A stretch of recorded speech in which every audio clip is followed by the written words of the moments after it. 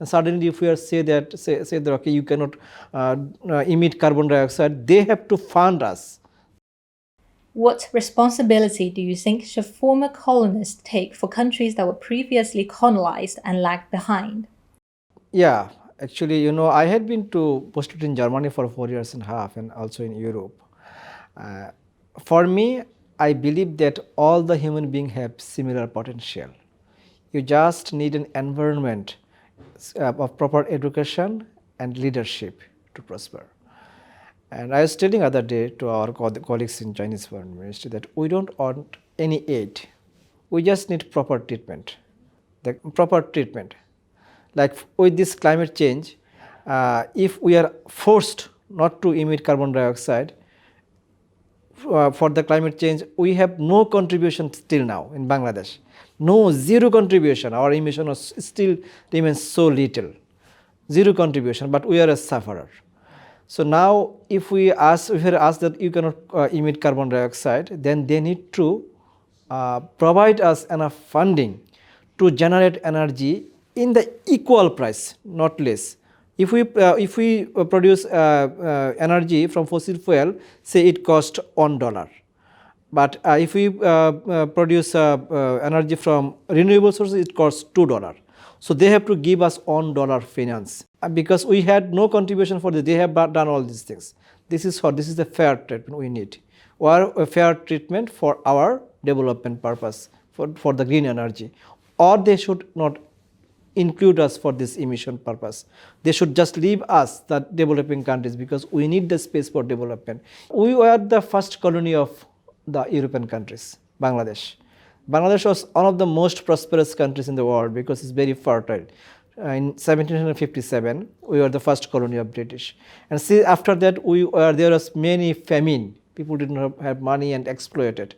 So now we are prospering. And suddenly if we are say that okay, you cannot emit carbon dioxide, they have to fund us. That we need, if you say that we cannot produce carbon dioxide now, we had never produced it, you need to give this additional funding we need for this purpose.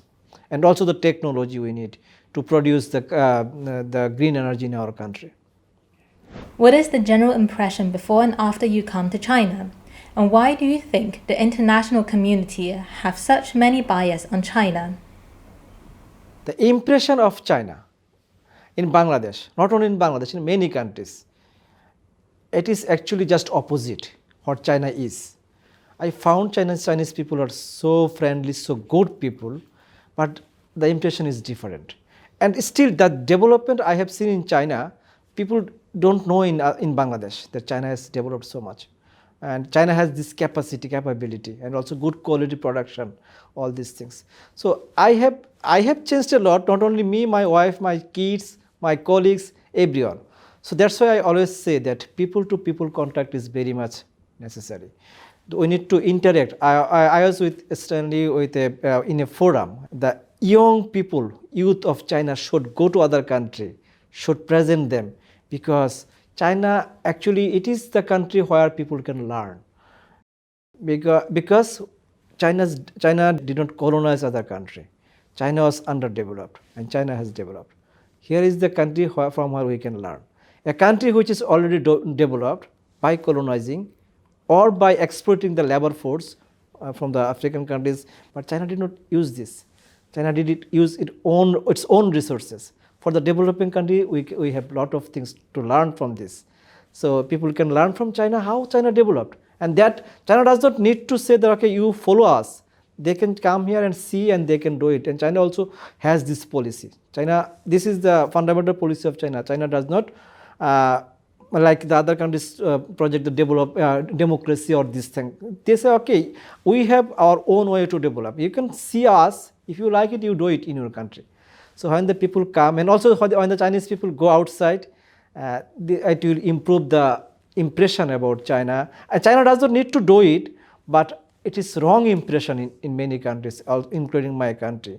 That needs to be improved, I think. Yeah. In materially, China is a very powerful country now, because in material power, there needs a lot of things. Military power, your population resources, and your the energy consumption, all these things are included in my material power calculation. And for holistic power, you need material power and normative power. Normative power needs soft power. And if you see China has very little very minimal soft power, because China does not have the presence of BBC, CNN, or this kind of Facebook, all these things spread all around the world. This creates the soft power. So China has very minimal soft power, because China is like inward looking, always looking inside within country.